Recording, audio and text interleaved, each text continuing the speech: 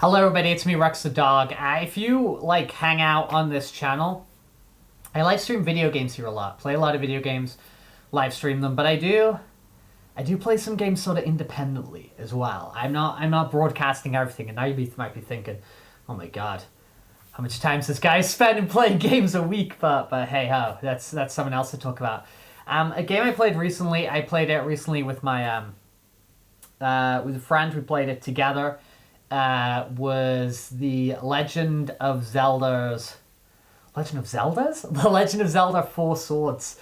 We specifically played it on the Nintendo Switch, but it originated as an additional mode in the 2002 release. Let me just get on the chair and get a little bit closer to you guys, man. But it originated as an additional mode in the 2002 Legend of Zelda Link to the Past release for the GBA. It was the first ever multiplayer Zelda experience requiring players to collaborate and compete across dungeons using their Game Boy Advance link cables, so they were all linking it up. Really cool, really cool game. Really fun. Short, sort of bonus experience you got with the excellent Link to the Past port on the GBA.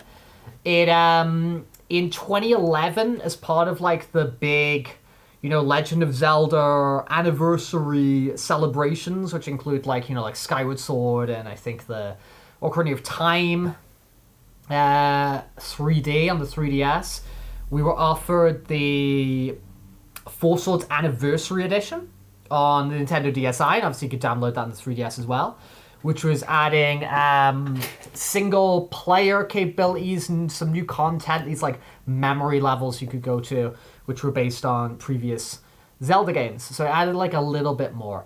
But, fast forward to today, it's available on Nintendo Switch Online, and it's more, I guess, more accessible than ever to get together with a few friends, whether you're either playing online or whether you're doing local play, which for some reason the local play wasn't really working well, even though we were sat right here next to each other. The local play was kind of ass. So we ended up switching to playing online. It brings this kind of, nostalgic yet revitalized, because it's so accessible, version of Four Swords to the new audience via the Game Boy Advance emulator, which is part of the NSO expansion pack if you subscribe to that sort of tier. So I want to kind of talk about this game today because I didn't stream it, so I wasn't giving kind of my thoughts as I was playing it in the regular live stream. So I want to talk about Four Swords today and why, if you have access to, NSO and you've got a few buddies, a really cool time getting together, whether it's online or whether you're all in the same room, to play through this adventure. Because playing a Zelda, style adventure with your friends, and then not just being a solo activity, is something that is pretty unique. So it revolves around this cooperative gameplay loop of you've got 4 players, each controlling a different color-coded Link. You've got a green Link, a red Link, a blue Link, and a purple Link. And the players work together to solve puzzles, defeat enemies, while also vying for rupees, because at the end of each stage it does a little leaderboard if who got the most rupees. So that's kind of fun, which gives it kind of this cooperative chaos, right? Where the game is really best when it's played with friends. Obviously, unless you're playing the Anniversary Edition, you have to play with friends. The Anniversary Edition was the one that added the single player mode, where you can kind of control 2 Links simultaneously.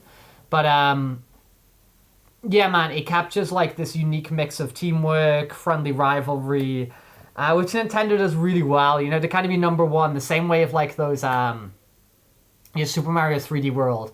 You got a crown. If you got the most coins in the last level, it means nothing, but it's just you want to get it, right? You share resources, so while also sort of competing for that individual glory. The puzzle design's really cool. It relies on you guys working together, innovative teamwork, stepping on switches simultaneously, or using items in harmony, these magnets to drag and repel each other across, or aiming the crossbows, or picking each other and throwing each other. And the dungeons layouts are somewhat procedural, so they're randomly generated, they're randomized, so it adds sort of this dynamic replayability. That keeps it fresh, even if you want to just do multiple run-throughs of this, because it is a short thing. It only takes a couple hours or something to get through it, if that.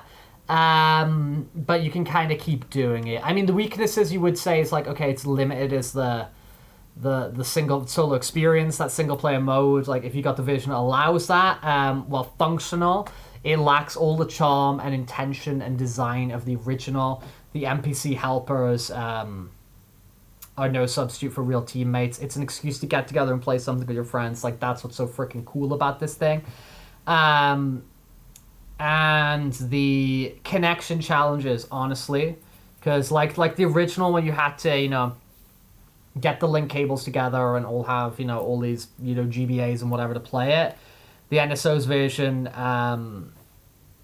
you require yourself to left switches, you require yourself active NSO expansion pack subscriptions, and it does suffer from lag at times, which is kind of frustrating.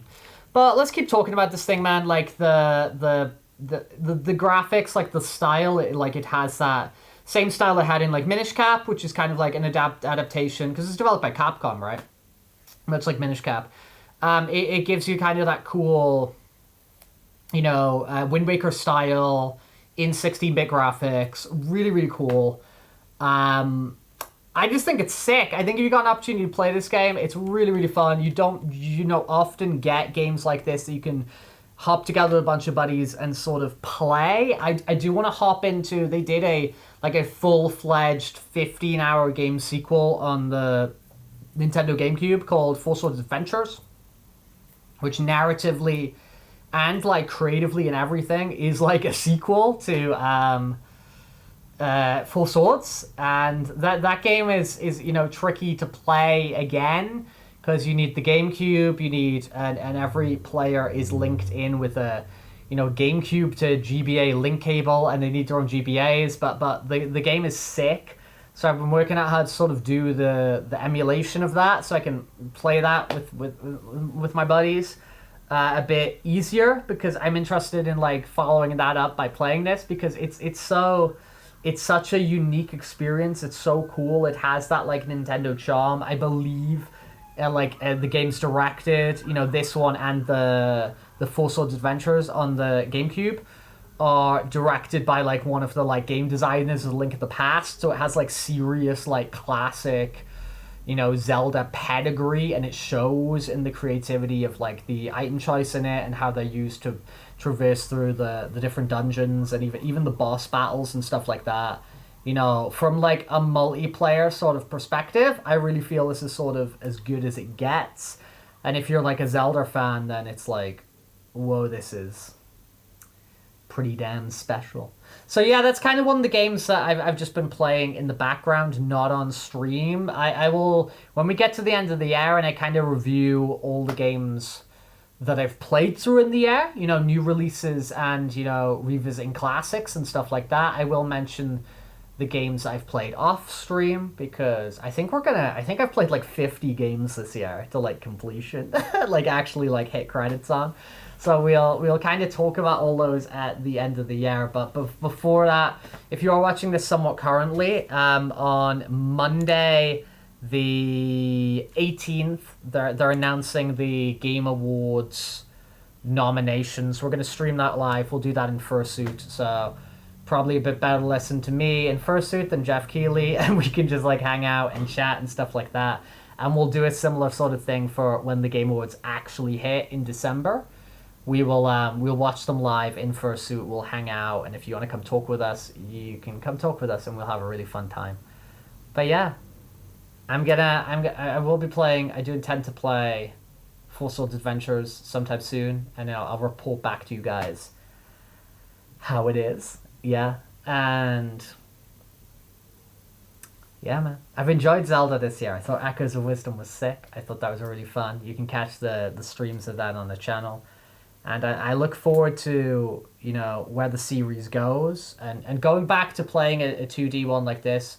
It's really fun, and playing something like the Echoes of Wisdom recently just makes me happy that we still do get 2D Zelda. So Four Swords Adventures, I want to try that next, and then I'm going to see if I can play Triforce Heroes maybe sometime after that, because that's another multiplayer Zelda game, and I've never played it. I know people don't love it, but I've never played it. Hey, Siren! We haven't had a Siren in a while on the streams because we kind of improved the microphone setup. I'm just rambling now. I haven't talked about Four Swords for a hot minute. Peace out. Bark, bark, bark.